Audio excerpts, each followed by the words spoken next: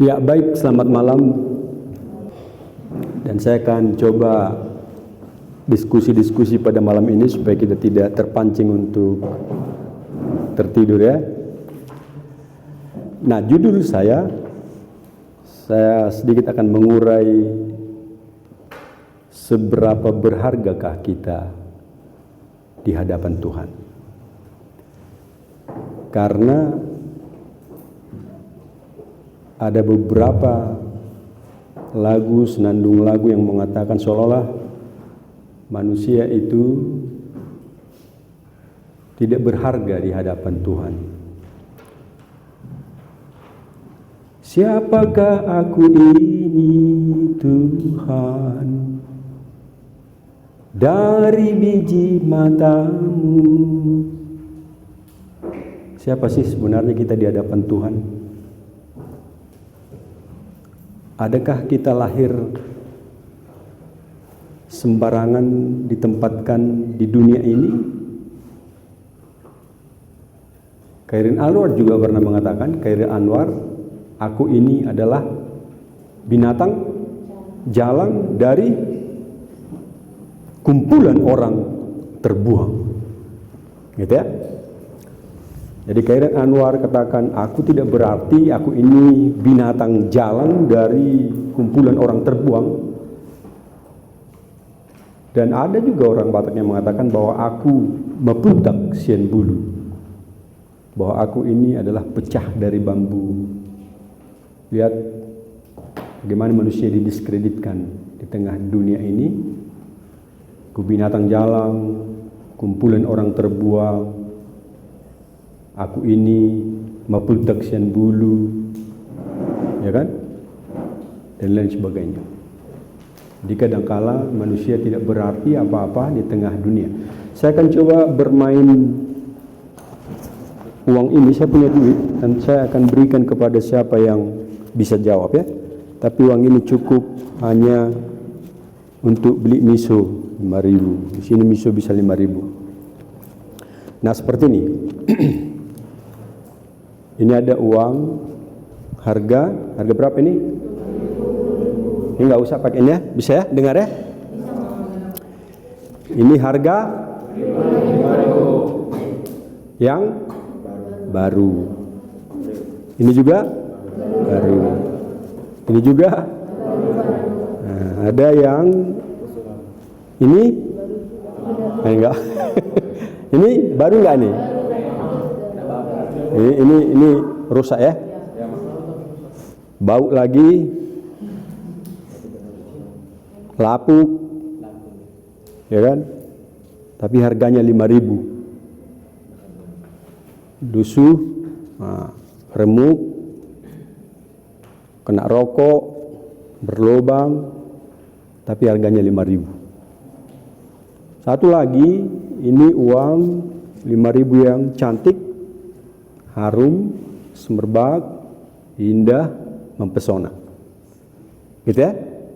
Nah, jadi kalau saya tanya, tolong tunjuk tangan, nanti saya akan kasih hadiah ini. Ini nanti menjadi milikmu, kalau bisa jawab ya. Kalau saya beri ini kepada kalian, mau nggak menerima ini? Mau ya? Kalau saya kasih ini sama kalian, mau nggak nerima? Mau juga. Sekarang tunjuk tangan. Kenapa kalian mau menerima yang buruk? Kenapa juga kalian mau menerima yang cantik? Coba, satu, ini ada berapa ini? 1, 2, 3, 4 orang, baru ini nanti saya kasih. 4 orang ya? Siapa? Tunjuk tangan 4 orang. Dan nanti tampil ke depan untuk menerima hadiah dari sponsor kami. Silakan. Alasan kenapa saya masih nerima uang yang busuk ini karena menurut saya kan harganya masih sama. Jadi apa yang salah dari uang yang busuk itu? Iya, harganya masih sama, masih bisa digunakan, masih bisa beli miso, walau juga udah jelek, udah lapuk ya. Baik, si Siti, Deborah. Oh, Deborah. Yo. Kenapa mau menerima yang 5.000 yang buruk dan yang cantik? Karena harganya tetap sama dan masih bisa diperbaiki. Nah, harganya masih sama, walau juga sudah buruk, masih bisa digunakan ya, dan masih juga bisa diperbaiki. Terima kasih. Dua laki-laki, silakan tampil ke depan. Hari apa? Ari, yo. Alasan saya masih menerima uang itu ya karena di mata kita tuh uang tuh ya sama, walaupun rusak tetap harganya nominalnya sama juga. Sama ya, tetap bernilai juga ya, bisa digunakan untuk beli sesuatu ya, Berharga juga. berharga juga. Jadi saya tuh kalau misalnya uang itu rusak sama yang bagus itu pasti mata kita tuh uang itu masih berharga. Masih berharga juga ya. Oh itu ya. Sama ya? Kalian juga gitu ya? Sama jawabnya? Kalau seperti itu kita akan hadiahkan kepada berempat ini. Terimalah dari sponsor kami Distrik 7 Samosir, walau tidak berharga tapi terima dengan senang hati. Terimalah dengan senang hati. Terimalah senang hati. Nah, tetapi yang berlubang ini karena tetap berlaku, nggak apa-apa ini juga. Oke, thank you ya. Luar biasa. Mari tepuk tangan kita kawan-kawan. Baik. Demikian halnya dengan Tuhan kita tentang keberadaan semua manusia. Kalau kita tadi mengatakan bahwa uang bukan tergantung kepada penampilan. Uang ini berharga karena nilainya sama. Berharga karena nilai. Masih dapat digunakan, masih dapat untuk dipergunakan sebagaimana mestinya. Sekali lagi, bukan tergantung kepada penampilan, tetapi tergantung kepada nilai. Adik-adik sekalian, Tuhan kita, walau manusia sudah mewarisi dosa-dosa warisan, kita terlahir dari dosa. Dosa warisan orang tua kita, dosa warisan Adam yang lama, manusia lama, kita telah dihuni oleh dosa. Tetapi lihat bagaimana Tuhan kita, Tuhanmu, Tuhanku sungguh mengasihiku. Karena apa? Kalau tadi uang yang tidak berguna, uang yang sudah memburuk, tapi karena punya nilai, dia sungguh kita senangi, sayangi. Demikian juga Tuhan kita Yesus Kristus, saudara-saudara, adik-adikku sekalian, bagaimanapun manusia, Tuhan tetap menyayangi. Tuhan tetap mengasihi. Karena bagi Tuhan,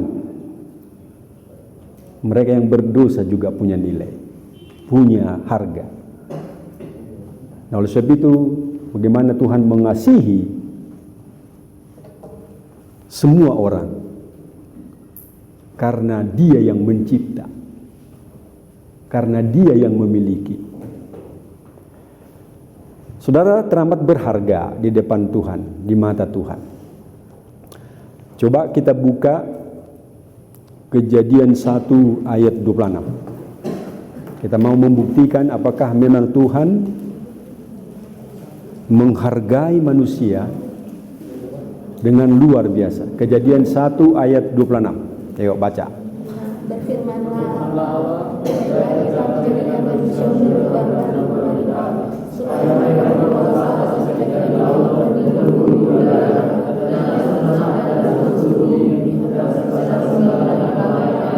Iya, lihat ya. Jadi manusia, marilah kita menjadikan manusia segambar dan serupa dengan Allah. Lihat. Jadi kita manusia sungguh segambar dengan Allah dan serupa dengan Allah. Imago Dei. Imago Dei, satu wajah dengan Allah. Nah, itu sebabnya tadi saya katakan, sungguh manusia berharga di hadapan Tuhan, sungguh manusia berharga di hadapan Allah. Wajahnya sama seperti Allah. Jadi Allah menggunakan wajah kita sama seperti wajahnya. Kejadian 1 ayat 26. Yang kedua, coba periksa periksa Mazmur 8 ayat 5. Mazmur 8 ayat 5. Ya, silakan. 1, 2, ya. Apakah manusia sehingga engkau mengingatnya? Apakah manusia sehingga engkau mengingatnya? Lihat, apakah kita sebenarnya? Kita penuh dengan dosa, tetapi Tuhan masih mengindahkan. Itu tadi kita katakan, sungguh manusia berharga. Engkau, aku, semua orang sungguh berharga di hadapan Tuhan. Dia menggunakan kita menjadi wajahnya, imago Dei, tetapi juga dia mengindahkan kita. Lihat dalam perjanjian baru 1 Korintus 3 ayat 16. 1 Korintus 3 ayat 16. Ya. Tidak tahukah kamu bahwa kamu adalah dari Allah dan bahwa Dialah Dia di dalam kamu? Tidak tahukah kamu bahwa kamu adalah bait Allah dan Roh Allah diam di dalam kamu? Wah, luar biasa ini manusia. Luar biasa kita manusia. Jadi Tuhan menggunakan kita, Tuhan menggunakan pamatang kita, tubuh kita menjadi baitnya, bait daripada Allah. Dan bukan hanya bait, tetapi juga Roh Allah diam di dalam kamu. Your body is the temple of the Holy Spirit. Tubuhmu adalah bait Allah. Nah, tadi kita periksa kalau uang yang tidak berharga tetap punya nilai. Itu uang yang buruk sekalipun, uang yang penampilannya tidak menarik sekalipun, tetapi cukup berharga karena masih punya nilai. Nah, demikian juga manusia. Tuhan tidak memandang penampilanmu, Tuhan tidak memandang kecantikanmu, tetapi Tuhan menggunakanmu menjadi baitnya, menjadi gerejanya, baitnya, dan rohnya diam di dalam engkau. Itu ya? Sekali lagi teramat berharga di hadapan Tuhan. Siapakah kita manusia? Jadi kalau tadi disebut bahwa aku ini adalah binatang jalang, itu sama sekali tidak tepat. Kalau ada mengatakan bahwa aku adalah putak siap bulu, itu tidak tepat. Karena aku dicipta oleh Tuhan. Aku terlahir dari Tuhan. Tuhan yang mencipta aku di tengah dunia ini. Oleh sebab itu aku cukup mahal. Luar biasa mahal bagi Tuhan. Jadi tubuhmu, lihat ya. Jadi tubuhmu bait Allah, Roh Allah dia di dalam kamu, wajahmu juga adalah wajah Allah, imago Dei, dan Tuhan mengindahkanmu. Nah, oleh sebab itu kita harus hati-hati sebenarnya. Jadi kalau disebut dalam Mazmur 8 itu kita berbeda sangat sedikit dengan Tuhan. Jadi bahkan disebut bahwa kita adalah gambar Tuhan di tengah bumi. Jadi kalau Tuhan tidak kelihatan di tengah dunia lagi, sebenarnya engkau adalah perpanjangan Tuhan di tengah bumi ini. Sama seperti Tuhan. Itu sebabnya waktu dicipta, jadi setelah dicipta dari tanah liat, dan Tuhan menghembuskan nafas kehidupan sehingga dia mempunyai roh kehidupan. Gitu ya. Nah, lihat sekali lagi, manusia teramat berharga.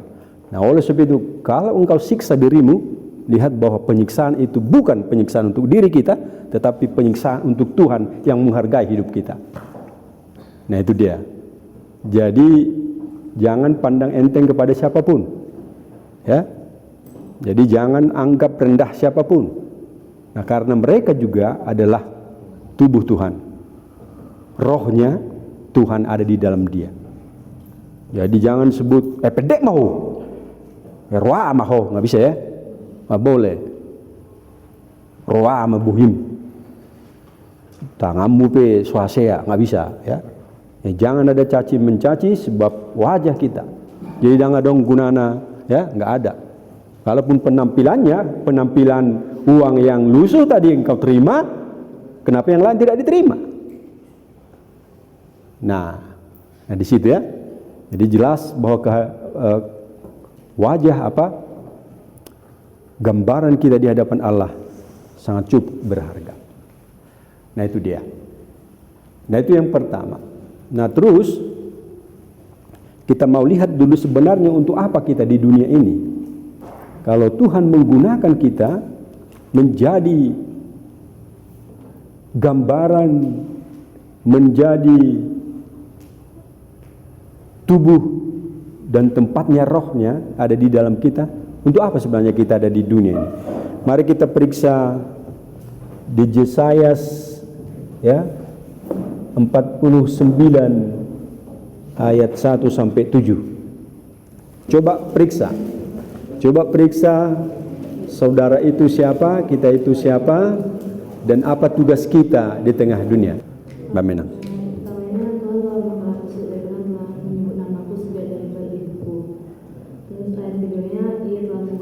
Sebagai pedang yang tajam dan membuat aku berhenti dalam naungan tangannya. Dia telah membuat aku menjadi anak panah yang runcing dan menyembunyikan aku dalam tabung panahnya. Dia berfirman kepadaku, engkau adalah hambaku Israel, dan olehmu aku akan menyatakan keagunganku. Tapi aku berkata, aku telah berdosa dengan percuma dan telah menghabiskan kekuatanku dengan sia-sia yang tak berguna. Namun hakku terjamin pada Tuhan dan lupaku pada Allahku. Maka sekarang firman Tuhan yang membentuk aku sejak dari kandungan untuk menjadi hambanya, untuk mengembalikannya aku kepadanya, dan supaya Israel dikumpulkan kepadanya. Maka aku dipermuliakan di mata Tuhan. Dan Allahku menjadi kekuatanku, firman-Nya. Terlalu sedikit bagimu hanya untuk menjadi hambaku, untuk menegakkan suku-suku Yakub dan untuk mengembalikan orang-orang Israel yang masih terpelihara. Tapi aku akan membuat engkau menjadi bangsa terang, menjadi terang bagi bangsa-bangsa, supaya keselamatannya daripadaku sampai ke ujung. Iya, itu dia. Gitu ya.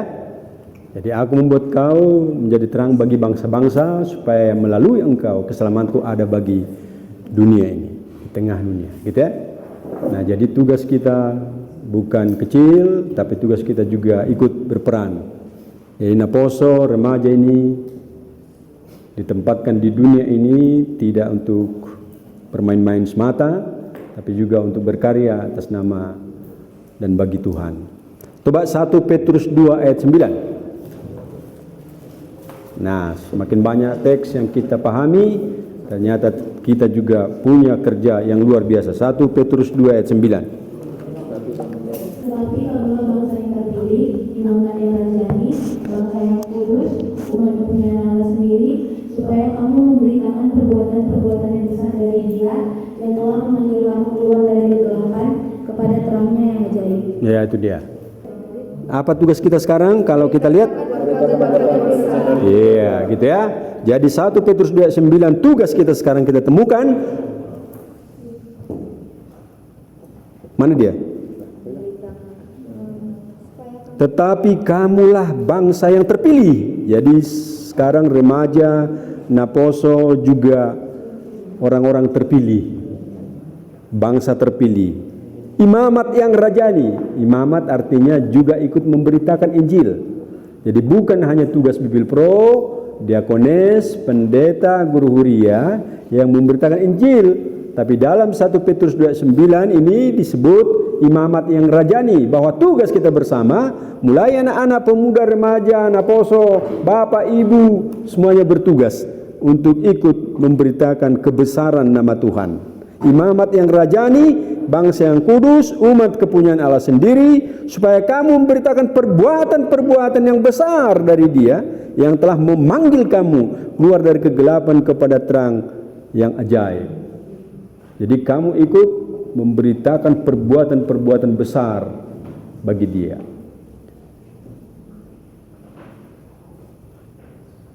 Bisa? Jelas ya?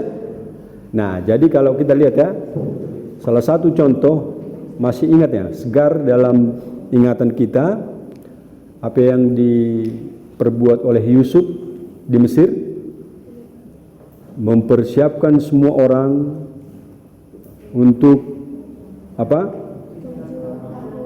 Ya, benar, 7 tahun apa? Iya, ya. Oke, kelaparan. Jadi saat itu memang ada Haleon, ya, paceklik, musim paceklik di sana. Tetapi lihat bagaimana Yusuf mempersiapkan semua orang supaya tidak mati kelaparan. Nah, itu dia. Jadi artinya sebagai pekerja. Jadi Yusuf juga sudah dipersiapkan Tuhan menjadi teman sekerja Allah untuk memberitakan kesukaan besar bagi setiap orang. Jadi sebagai pemuda ikut berperan, berpartisipasi. Nah, oleh sebab itu jangan kira bahwa tugasmu hanya makan dan minum, belajar dan lain sebagainya, tetapi juga kita diikut sertakan oleh Tuhan menjadi teman sekerjanya. Nah, saudara dipersiapkan sekarang, marguru malua itu berarti mempersiapkan diri bagi nama Tuhan untuk bekerja. Jadi saudara semakin tahu, adik-adik semakin tahu apa pekerjaan yang besar yang diberikan Tuhan bagimu, bagi kita. Lihat bahwa tidak ada bedanya. Imamat yang rajani ternyata pemuda, anak-anak, remaja dan lain sebagainya dipersiapkan Tuhan untuk bekerja, untuk menyatakan kebesaran Tuhan. Semenjak dari kandungan aku dipilih oleh Tuhan, itu tadi ya, Yesaya 49, semenjak dari kandungan. Jadi kita telah ditilik ya, dipersiapkan mulai dari kandungan. Dipersiapkan dari kandungan untuk menjadi teman sekerja Tuhan, menyatakan kebesarannya. Jadi selamat adik-adik sekalian, selamat di tadi kalau kalian 2 hari ya, mulai semalam, mulai melihat sebenarnya arti daripada retreat ini, bagaimana kita melihat alam, dengan melihat alam, mendekatkan diri kita kepada Tuhan. Jadi kita bisa lihat semakin dekat Tuhan ada pada hadapan kita, karena Tuhan yang mencipta yang kelihatan. Jadi dia cipta yang kelihatan, Tuhan semakin dekat dengan perbuatannya, sehingga aku semakin percaya bahwa Tuhan yang menjadikan semuanya. Nah itu dia. Jadi mendekatkan adik-adik kepada Tuhan lewat segala ciptaan ini. Jadi kita nikmati segalanya, dan kita semakin dekat kepada Tuhan yang telah menciptakan segalanya. Nah itu dia ya. Jadi lihat karya dan pekerjaan. Lihat Tuhan Yesus juga, dia kan masih muda saat itu ya. Masih pemuda, usianya yang 30-an, 33 tahun, tapi lihat pekerjaannya yang luar biasa, yang bisa kita simak, yang bisa kita teladani. Dan juga dia juga mengatakan, aku memberikan teladan kepadamu supaya engkau juga meneladani apa yang kukerjakan di tengah dunia ini. Tahu apa pekerjaan Tuhan di dunia ini? Apa pekerjaan Tuhan Yesus setelah dia menerima tugas dari Bapaknya? 1, ada 3 tugas gereja yang diimplementasi dari tugas Yesus. Apa itu? Ya, jadi tugas Yesus ada 3 hal: koinonia, marturia, diakonia. Itu kan tugas panggilan gereja, sebenarnya itu dikaji atau ditiru, diimplementasi daripada prakarya Yesus. Apa koinonia? Koinonia yaitu koinonia adalah bersekutu. Bersekutu dong. Koinonia bersekutu, baru marturia bersaksi, diakonia. Itu dia. Jadi tugas kita, tugas Tuhan Yesus kita ini, tugas yang kita kenal, yaitu koinonia, marturia, dan diakonia. Sudah makin jelas ya? Jadi sudah semakin banyak apa yang bisa kita kerjakan, sudah semakin banyak apa yang ditugaskan Tuhan bagi kita. Jadi sekarang tinggal menyegarkan. Nanti kalau saudara adik-adik pulang dari tempat ini, nah tinggal melaksanakan di sekitar di mana saudara bertempat tinggal gitu. Nah, jadi ada satu lagi, ini orang-orang muda juga ini harus berkarya. Paulus juga mengatakan kepada Timotius. Jadi coba 1 Timotius 4 ayat 12. Ini harus dihafal dan harus dipahami benar-benar. Nanti akan saya tanya pertanyaan yang berkaitan dengan 1 Timotius 4 ayat 12. Coba 1 Timotius 4 ayat 12. 1 Timotius 4 ayat 12. Nah, kita ini sekarang berayat-ayat ini. 1 Timotius 4 ayat 12. Coba siapa yang bisa baca? Laju adik. Itu Timotius perjanjian lama atau perjanjian baru? Nah, bagus. Iya. 1 Timotius 4 ayat 12. Lama jo. Leh. Lama jo. Aja.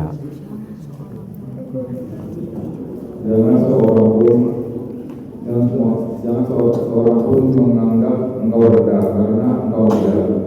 Jadilah teladan bagi orang-orang percaya dalam perkataanmu, dalam tingkah lakumu, dalam kasihmu, dan dalam kesetiaan dan dalam sosialmu.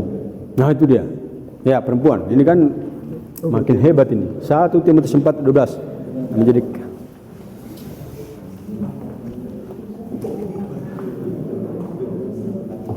Jangan seorang pun menganggap engkau rendah karena engkau muda. Jadilah teladan bagi orang-orang percaya dalam perkataanmu, dalam tingkah lakumu, dalam kasihmu, dalam kesetiaanmu, dan dalam kesucianmu. ya. Jadi ya, mana tadi? 1 Timotius 4 ayat 12. Nah, jadi kita tekankan ini, saya akan bertanya 1 Timotius 4 ayat 12. Udah baca? Udah dapat ya? Udah semua dapat kan? Nah, coba 1 Timotius 4 ayat 12, jangan seorang pun menganggap engkau rendah karena engkau muda. Jadilah teladan bagi orang-orang percaya dalam perkataanmu, dalam tingkah lakumu, dalam kesucianmu. Nah, sekarang saya tanya. Pertanyaan saya seperti ini.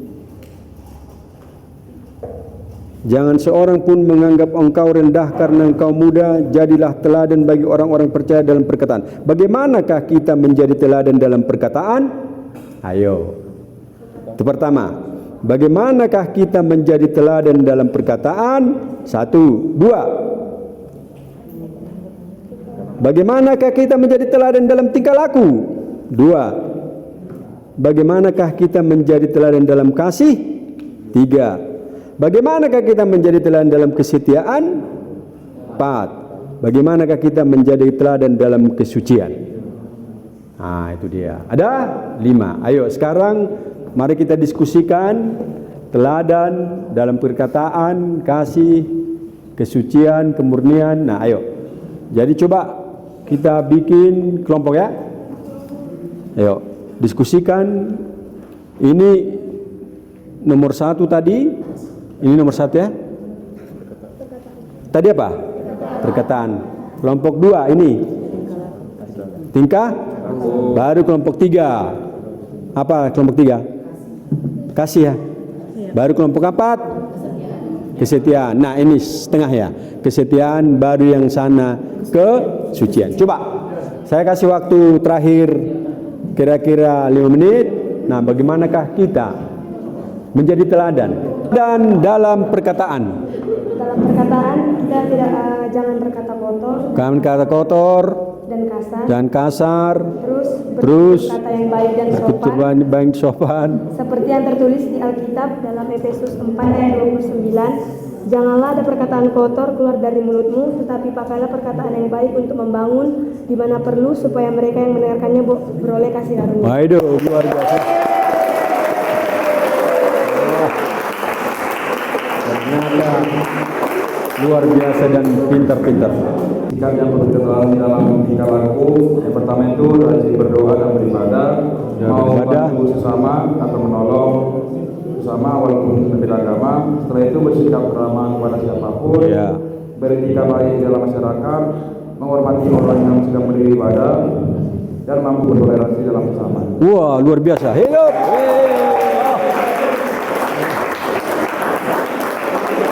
Luar biasa ya. Jadi untuk pengertian kasih itu menurut saya dan diskusi dari teman kami, bahwa kasih itu adalah sebuah perbuatan atau tingkah laku seseorang kepada sesamanya. Oh ya.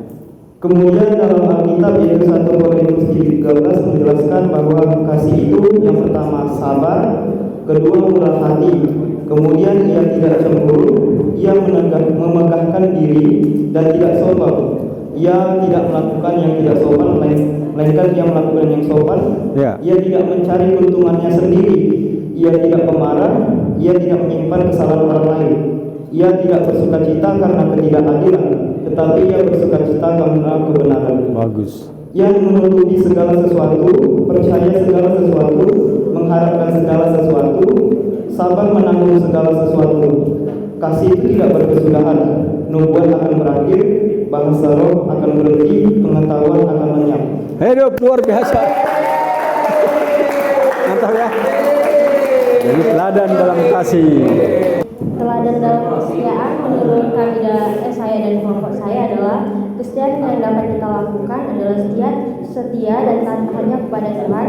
Apapun yang ada di hadapan maupun cobaan yang membawa kita keluar dari ajaran kasih Tuhan, kita dapat berpegang teguh dalam pendirian kita yang hidup dalam kekuatan atau ketaatan dan kekudusan Tuhan, walaupun itu dihadapkan antara hidup dan mati. Hidup. Luar biasa. Luar biasa. Nah, satu lagi yang terakhir. Ini lebih menarik ini. Bagaimana kita suci di tempat kita berada itu. Bagaimana sebagai anak muda menjadi teladan dalam kesucian. Hasil diskusi kami yaitu menjadi anak muda tidak hanya Kristen tetapi juga harus Kristiani. Tidak hanya mendengar firman Tuhan tetapi juga menerapkannya dalam kehidupan sehari-hari, di mana kita melakukan kebenaran terhadap sesama, lalu sesama itu menilai kita bahwa kita tidak hanya suci seperti hanya rajin ke gereja saja, tapi juga kita menerapkannya. Bagus. Yakobus 1 ayat 22. Tetapi hendaklah kamu menjadi pelaku firman dan bukan hanya mendengar saja, sebab jika tidak demikian kamu menipu diri sendiri. Bagus, luar biasa hidup ya.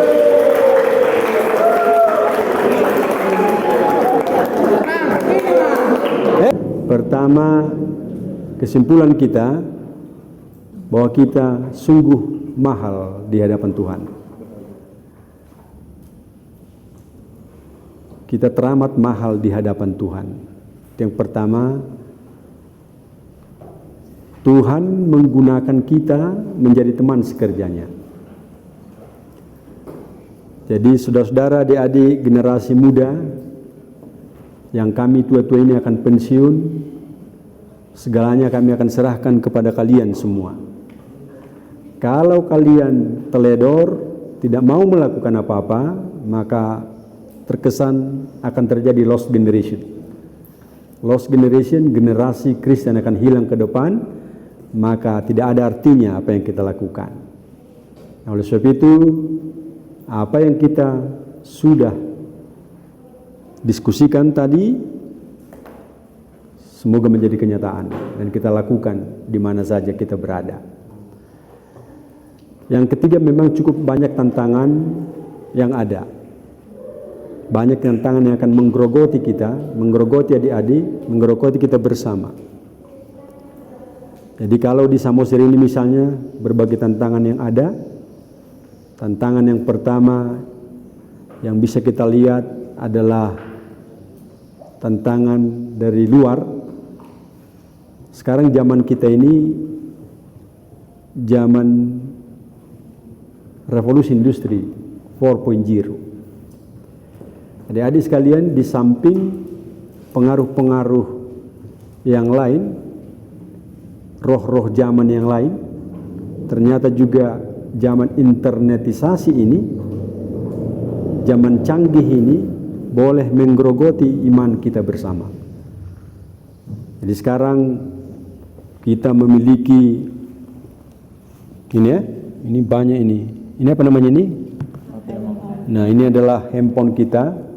Sebenarnya kita mesti hati-hati untuk menggunakan ini. Ya. Saya tidak bermaksud untuk tidak menguasai IT. Tetapi sekarang di dalamnya ini ada intelligence artificial, ya, intelligence artificial. Inilah segalanya. Apapun bisa kita temukan di dalamnya. Ini adalah perpustakaan terlengkap di dunia. Jadi kalau saudara mau mengembangkan ilmu, pengetahuan dan lain sebagainya, gunakan ini. Jadi sebaik kita menggunakan ini dengan baik, waspada dan lain sebagainya, kita akan cepat berubah. Ya.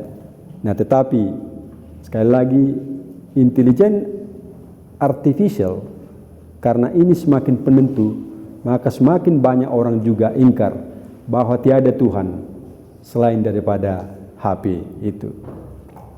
Dilihat semakin banyak orang yang tidak serius, apalagi adik-adik sekalian, generasi muda, pemuda, semakin banyak orang yang tidak serius ke gereja, bahkan tidak peduli dengan khotbah-khotbah yang ada, yang diutarakan karena chatting-chatting walau di saat ibadah, gitu ya. Nah, karena apa? Karena ini semakin menentukan. Nah, sekali lagi, ini dari Tuhan atau dari siapa ini? Ini dari Tuhan atau dari bumi ini? Dari Tuhan ya. Lihat, kalau kita belajar dalam perjanjian lama, juga waktu air bah datang, jadi waktu air bah, banyak orang yang mau menentang Tuhan. Ya, jadi teknologi digunakan untuk menghempang kebijakan Tuhan saat itu. Kalau airnya semakin tinggi, maka kami akan bisa bangun menara Babel. Kami akan mampu bertahan di pucuk untuk menyelamatkan diri dari air bah. Teknologi digunakan untuk melawan kebijakan Tuhan. Sekali lagi, teknologi digunakan untuk melawan kebijakan daripada Tuhan. Nah, artinya apa? Saudara-saudara, adik-adik sekalian, banyak orang menggunakan ini untuk melawan Tuhan, mengkhianati Tuhan, ya kan? Kadang-kadang kan juga kalian menggunakan ini dengan hoax, dengan mencaci maki kawan-kawan, ya kan? Adakah seperti itu? Ya, banyak juga kita seperti itu, mencaci maki orang kawan-kawan dan lain sebagainya, bahkan mengalu-alu itu Facebook. Jadi kalau ada yang nggak senang, katakan aja di Facebooknya. Semakin banyak orang tahu. Jadi dia minta pertolongan kepada Facebooknya. Jangan seperti itu. Saya pikir sekali lagi revolusi industri 4.0 memang cukup menjadi berkat, tetapi akan menjadi laknat, akan menjadi kutuk kalau kita tidak waspada menggunakan. Sebab itu sekali lagi, mari hati-hati ya. Silakan menggunakan ini, tetapi hati-hati dong. Ini bisa menjadi celaka, tapi ini juga menjadi berkat. Gunakan ini menjadi berkat, mempercepat perubahan, untuk menambah pemahaman, pengetahuan, spiritualitas dan lain sebagainya. Tapi jangan gunakan ini untuk menghancurkan sesamamu, menghancurkanmu dan menghancurkan sesamamu. Tuhan yang mencipta ini. Tuhan adalah Alfa dan Omega. Dia yang memiliki segalanya di dunia ini. Nah, itu dia. Nah, yang ketiga, kalau kita lihat Samosir ini memang punya dampak plus minus. Jadi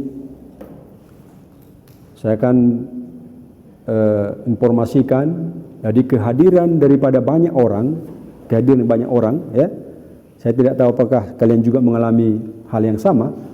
Kehadiran banyak orang memang menjadi berkat. Jadi kalau kita perhatikan sewaktu COVID, apa yang terjadi?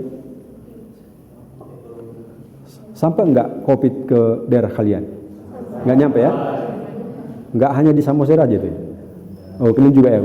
Nah, jadi lihat, di saat COVID semuanya jadi gulung tikar. Kita tidak bisa bertemu seperti ini. Kita tidak bisa berdekatan dengan seperti ini. Semuanya punya dan menggunakan masker. Samosir menjadi gulung tikar saat itu, ya kan?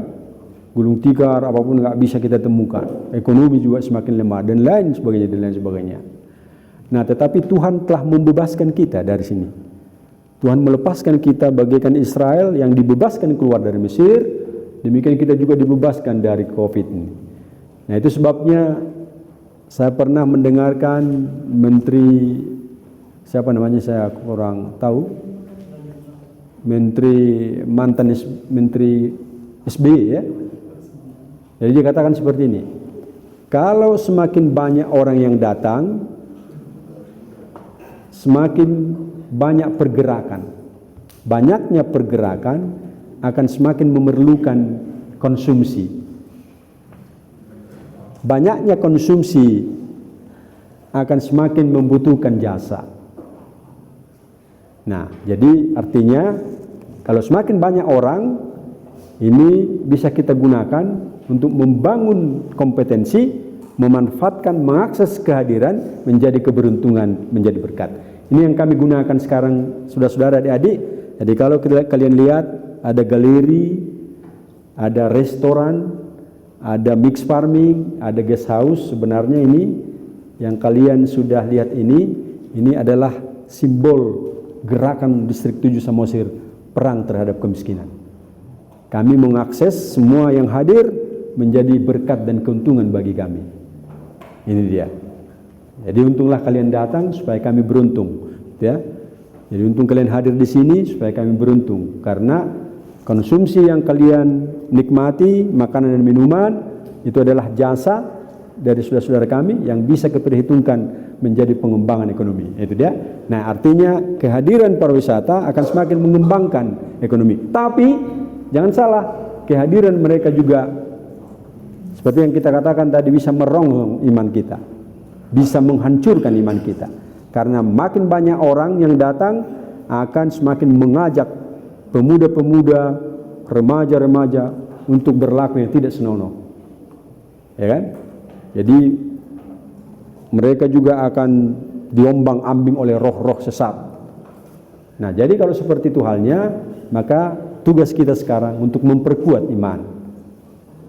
Jadi kalau Tuhan sudah menggunakan kita, menghargai kita, ya, memanfaatkan kita untuk melakukan dan menjadi teman sekerjanya, saya pikir ini juga harus kita pelihara dan kembangkan.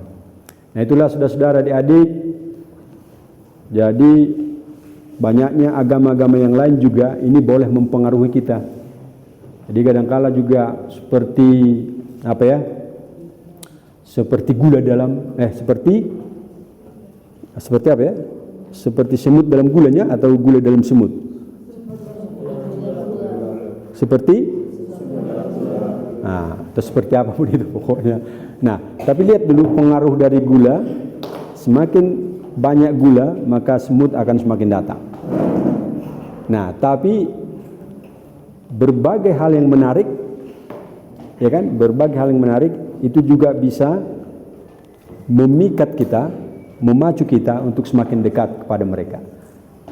Jadi berbagai strategi yang mereka gunakan juga untuk melumpuhkan kekristenan itu boleh terjadi, ya kan? Dengan berbagai metode, dengan berbagai cara, hal-hal yang menarik mereka lakukan, ya, supaya kita semakin dekat kepada mereka sehingga kita keluar dari persoalan agama kita sendiri. Nah, ini barangkali juga adik-adik alami di tempatmu sendiri, tetapi juga di sini juga kita sudah merasakan hal yang sama. Nah, jadi terpengaruhnya agama-agama Kristen dengan agama yang lain karena daya penarik tertentu, ini juga harus diwaspadai, ya. Jadi jangan terlena dengan hal-hal yang menarik dengan agama-agama yang lain, dengan berbagai metode dan strategi yang mereka lakukan sehingga kita keluar dari iman, dari agama kepercayaan kita sendiri. Nah, sampai di sini saya pikir semoga tema HKBP ini kita bisa lakukan bersama. Kerjakanlah keselamatanmu dengan takut dan gentar. Sekali lagi, kerjakanlah keselamatanmu dengan takut dan gentar. Filipi 2 ayat 12. Keselamatanmu karena engkau sudah diselamatkan, maka sekarang tugasmu mengerjakan keselamatanmu di tempat mana kamu berada.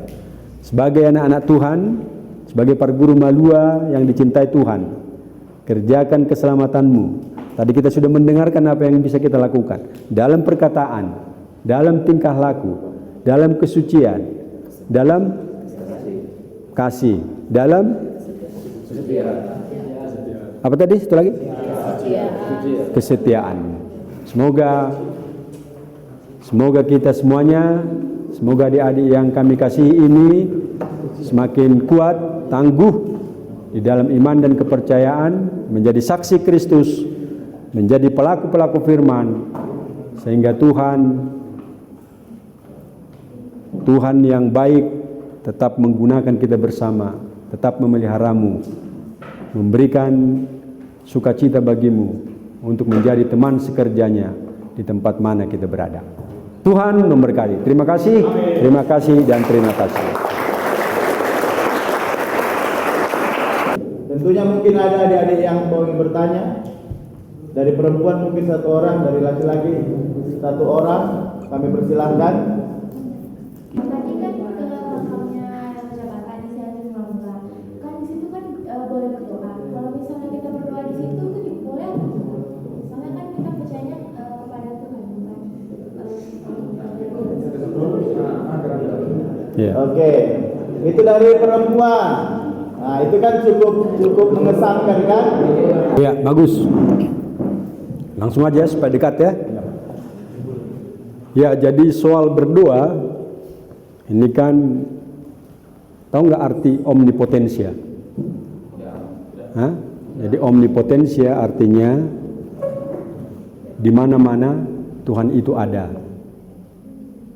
Jadi kalau kita entah di mana saja kita berada berdoa, Tuhan pasti dengar. Tapi kadangkala soal konsentrasi, kadangkala kita diganggu oleh yang lain. Kalau kita berdoa kita nggak bisa konsen, ya kan? Tapi yang pasti kalau kita konsen di mana saja kita berada, Tuhan pasti dengarkan doa kita. Doa orang yang benar, kalau dengan yakin didoakan, sungguh besar kuasanya. Tapi Tuhan juga pernah katakan, kalau kau mau berdoa, kunci kamarmu dan berdoalah kepada Tuhan. Itu artinya apa? Supaya kita konsentrasi kepada Tuhan. Jadi kalau kita berdoa di pekuburan dan di masjid dan di tempat lain apa saja, kita pasti bisa. Gak salah. Tapi persoalan sekarang, doa ini untuk siapa? Doa untuk roh nenek moyang, minta kekuatan, tapi seperti ini ya. Nah, saya sekarang mau paparkan supaya kalian tidak salah paham arti budaya ini ya. Ada 2 perbedaan budaya Batak dengan kekristenan tentang orang meninggal. Dalam budaya Batak, kalau orang meninggal dikuburkan, ya kan? Tapi telah dikuburkan, ada 3 yang berpindah. Pertama, tubuhnya akan menjadi tanah. Kedua, nafasnya akan jadi begu, gitu ya? Itu deh. Atau alogo. Alogo do? Alogo. Dan todinya akan jadi begu. Itu pemahaman orang Batak ya. Jadi kalau tadi saudara dengarkan penjelasan-penjelasan, itu dia. Di Omo, Pungnami, segala macam yang sudah meninggal, itu todinya itu jadi begu, meyapeap dan lain sebagainya. Itu pemahaman orang Batak. Dan kadang-kala mereka gunakan itu mencari keuntungan, ya kan? Nah, bagi Kristen, meet them to the east alles aus. Tahu artinya? Saya tuh nggak tahu artinya itu, tahap itu. Pokoknya saya bilang aja itu. Meet them to the east alles aus. Itu jelas kalau kalian baca 1 Korintus 15 ya dek ya. 1 Korintus 15, sekali manusia mati, semuanya mati. Nah, ini juga perdebatan teologis antara pendeta. Jadi pendeta katakan kalau todinya itu ya langsung aja ke Tuhan. Dr. Shanipar bilang itu enggak pas tuh. Yang katakan itu seperti itu adalah Dr. Justin Siombing. Enggak. Jadi kalau menurut saya pemahaman Dr. F. Shanipar dalam 1 Korintus 15, kalau manusia mati, mati dulu semuanya. Enggak ada yang apa-apanya itu. Jadi unang ripuamu, kalau mati jolma, awas berguna. Nah, jadi kalau udah kita antar ke pemakaman sementara, lantas sorenya terus bergerak piring-piring, pecah-pecah. Oh, ngarobi mana? Bukan, enggak ada itu, enggak pas itu. Bukan ya. Ngarobi mana? Piring mana? Pung! Unang jo ganggu hami. Gak ada itu ya. Jadi ini kita perangi di sini. Kita perangi, gak ada itu. Nah, jadi memang adik-adik sekalian, kadangkala iblis memanfaatkan semua orang. Ini kan iblis ini kan pintar ini. Nomor 2-nya Tuhan ini. Lebih pintar pula dari kita. Coba waktu Yesus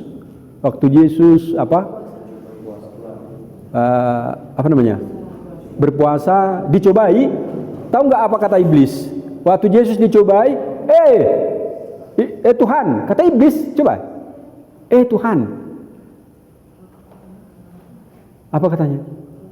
Kalau kau melompat dari sini ke bawah, pastilah malaikat melindungimu. Dia tahu aja dia. Kata Tuhan, kata Allah, dia pintar dengan perkataan Allah. Jadi lebih pintar dari kita. Jadi kalau iblis lebih pintar dari kita, pastilah dia lebih berkuasa. Nah, sebab itu harus pahami segalanya. Sekali lagi, kadangkala iblis ini memanfaatkan semua hal, ya, pintar dia. Jadi boido iblison memakai suara sarupa. Makanya, pas dulu ya, kira suara ini opukku do. Iya, pintar dia itu. Supaya mengalihkan, dia itu kan raja juga, raja nomor berapa di dunia ini. Itu nama Isiru Guardete. Sibil do, siapa itu? Lucifer yang ditendang dari surga itu jadi raja di sini. Makanya kerajaan ini adalah 2 kerajaan ini. Kerajaan iblis dan kerajaan surga. Di dunia ini 2 kerajaan. Sekarang pilih kerajaan mana yang kau sukai. Mau kemana kau sekarang? Kerajaan iblis atau kerajaan surga? Makanya ada yang jahat dan ada yang baik. Jadi kalau yang jahat ya iya, dia punya kerajaan iblis. Nah, itu dia. Jadi sekali lagi kalau kita kembali ke pertanyaan si Melda tadi. Angel ya? Angel itu dia. Jadi silakan di mana saja kita bisa berdoa, di pesawat, di pekuburan, di tempat mana saja, silakan berdoa, pasti Tuhan akan dengarkan. Serius berdoa. Ya kan? Nah, kadang-kala kan kita kalau berdoa itu nyasar kan? Atau pemai padita ini lilingan. Bajuku pesan ini semua hiang. Horbokku, dia hutugu gitu. Ya enggak pernah konsentrasi. Ada ya? Jadi doa orang benar kalau dengan yakin didoakan sungguh besar. Saya lihat ini menjadi kekhasan opung kita Porus ini. Porus Robin Butar-Butar, kekhasannya adalah penuh dengan doa. Ya, saya pahami ya, saya lihat, saya saksikan sendiri. Wah, terus berdoa. Nah, buktinya, lihat apa pekerjaan dan karyanya semakin nyata kan? Nah, walau juga banyak yang menentang.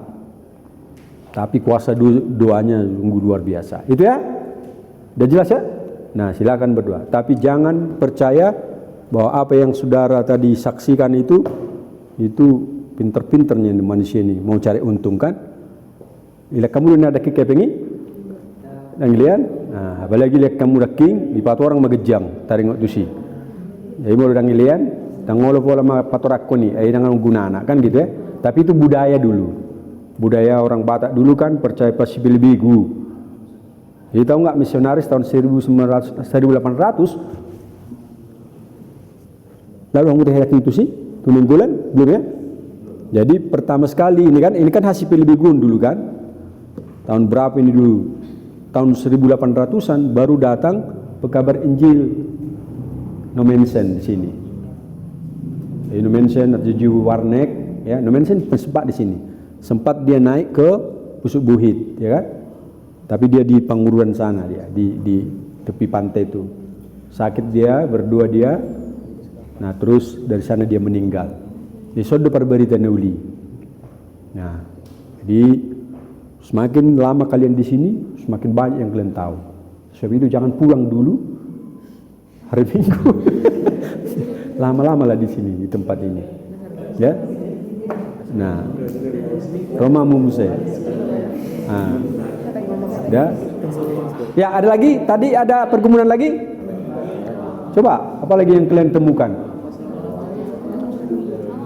Ya, silakan.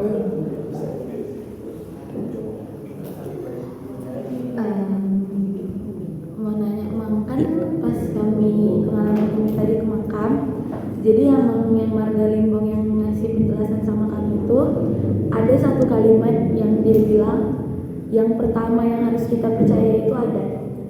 Adat. Ya, jadi agama itu dinomor-duakan sama begitu.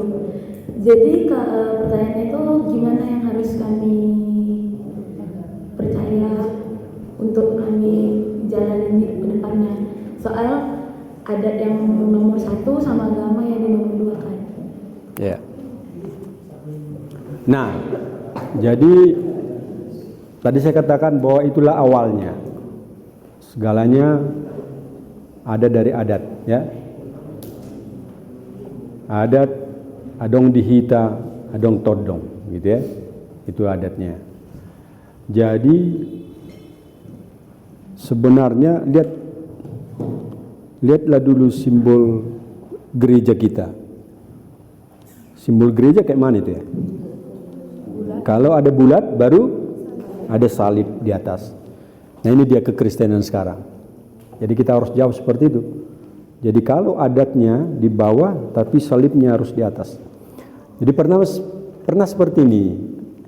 Dulu kan waktu pendeta Preses Pendeta Nelson, adat itu kan disimbolkan dengan tunggal paneluan dulu ya. Jadi ada tongkat tunggal paneluan. Nah, tunggal paneluan. Tahu nggak tongkat tedamu teh tunggal paneluan? Ada tongkat. Jadi semuanya di situ digorga, keturunan, Sena Perjulu dan lain sebagainya. Nah, sekarang ini mau dibawa ke pesta gereja, padahal ini adalah simbol adat Spilibeku dulu saat itu. Ya kan? Ini tongkat.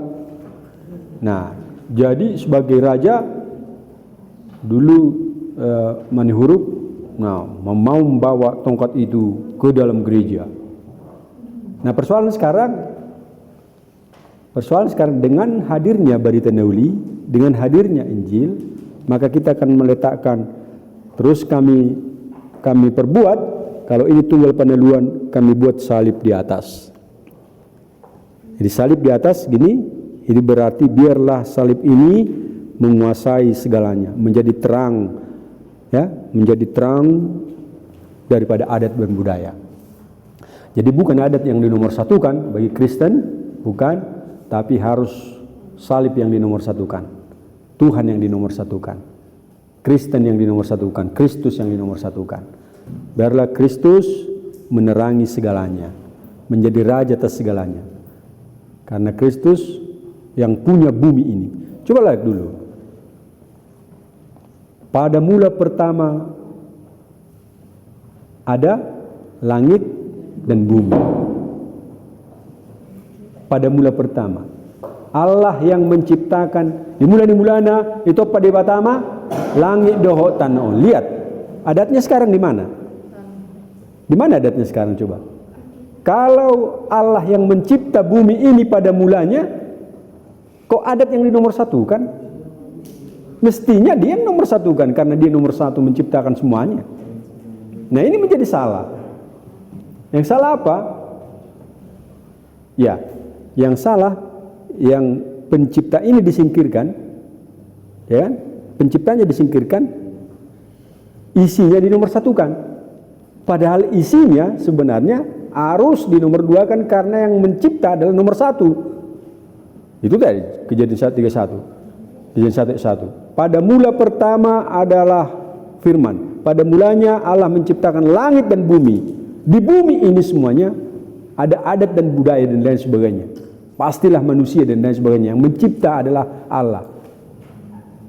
Kenapa manusia harus mendewakan isi daripada apa yang dicipta Tuhan? Ini sekarang menjadi salah. Ya?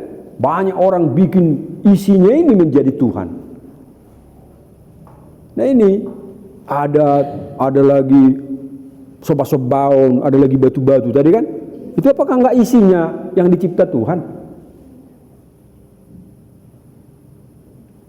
Boleh dipahami kamu? Bisa enggak dipahami ini? Kan jadi aneh ini sekarang. Masa aku yang cipta, coba ini dulu. Aku menciptakan apalah dulu ini sekarang? Aku menciptakan goreng pisang. Ku goreng dengan pisang. Baru ku makan dulu dia. Lihat ini ciptaanku. Coba, aku yang menciptakan ini.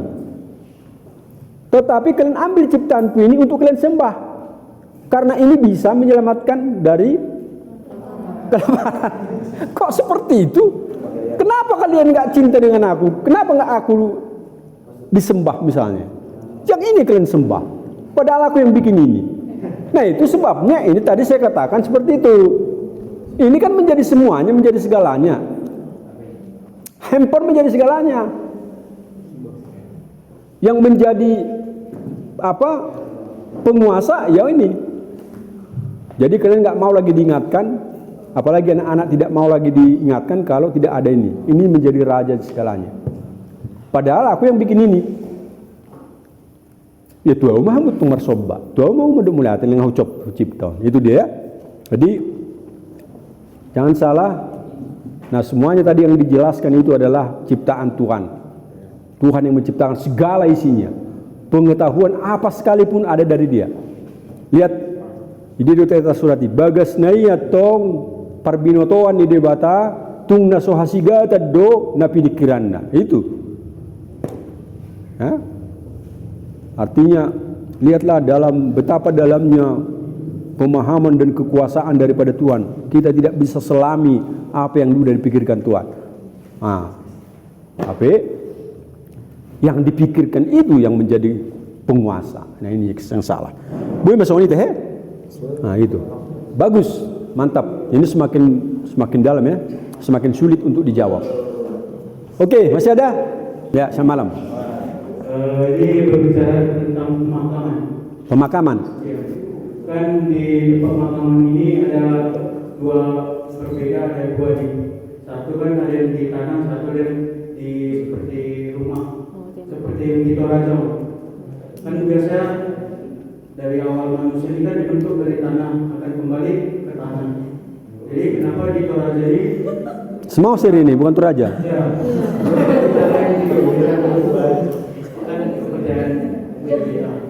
Jadi kenapa nggak dikuburkan di dalam tanah, harus di batu gitu ya?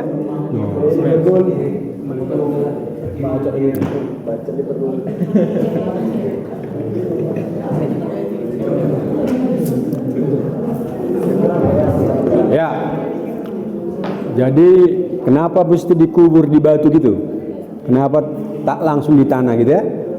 Nah ini jadi mereka yang sudah memiliki kekayaan pastilah dikubur di batu karena mereka sudah mampu membeli batu kan. Jadi mereka yang nggak punya modal untuk beli batu ya di tanah, ya di tanah dikubur. Nah yang kedua ini kan pemahaman perkembangan zaman. Lihat ada bedanya sebenarnya. Makanya ada terbentuk tugu itu beda dengan yang lain. Dulu kan hanya hinaburnya namanya. Hinabur setelah ditanam, dikubur, tempat peristirahatan sementara, terus dibikin gundukan kan? Cukup gundukan aja. Ya memang pas. Siatano doho mulak magebetano. Itu teh. Tak sebatu doho mulak magebetano. Nah itu juga bahayanya. Nah tapi lihat saat perkembangan zaman, ya saya lupa tahun berapa ini, perkembangan zaman semakin banyaknya tugu-tugu bermunculan, pekuburan dari batu. Ya ini perkembangan zaman yang ada nih. Jadi semakin modern, semakin ditingkatkan, semakin bertumbuh atau semakin berkembang pekuburan. Jadi kalau kalian lihat pekuburan yang pertama ya, pekuburan pertama juga masih hanya sebentuk tanda-tanda aja. Nah, ngalah kamu teh itu tomok, yang beda.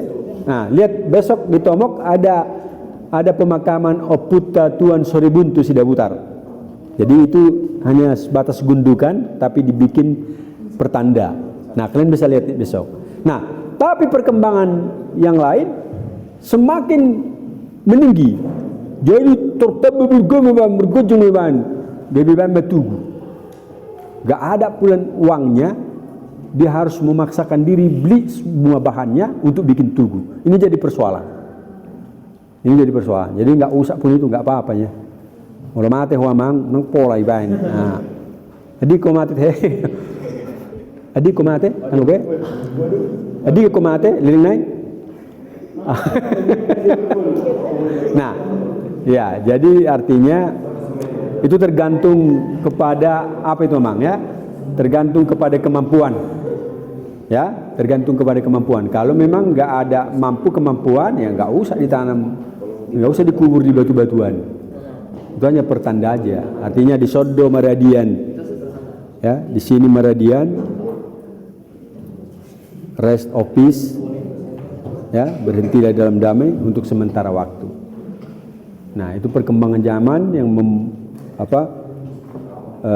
membuat semakin berkembang pekuburan itu ya. Soalnya beda? Nah, oke. Jadi mau perlu tahunnya itu pernah saya tulis di sini juga kenapa tugu-tugu semakin banyak di Samosir. Ternyata setelah dikaji itu tergantung kepada modal, ya, modal daripada keluarga. Itu. Oke, ang dobe? Don dobe. Oke, Ma. Jadi selamat berkarya mate. Jadi mulai sore remaja nami, adik, kalau di sini remaja kami enggak pernah bikin tekan les. Kadang orang betek les. Darung iso tekan les atau. Tekan les nami semua remaja naposo kalau membutuhkan dana nggak bisa tekan les, minta nggak bisa itu. Di sini dilarang banget itu. Ya gimana?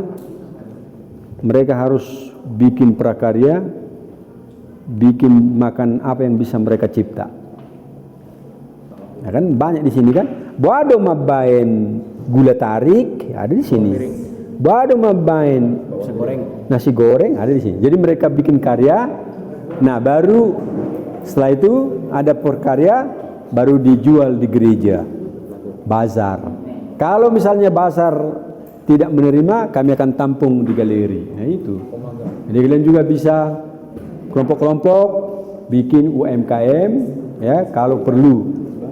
Nah, apa yang mau kalian butuhkan. Nah, seperti itu. Oke? Oke, ya. Badong be, mulai sadong be, bersama temu. Oke, saya kira sudah ada yang mencipta.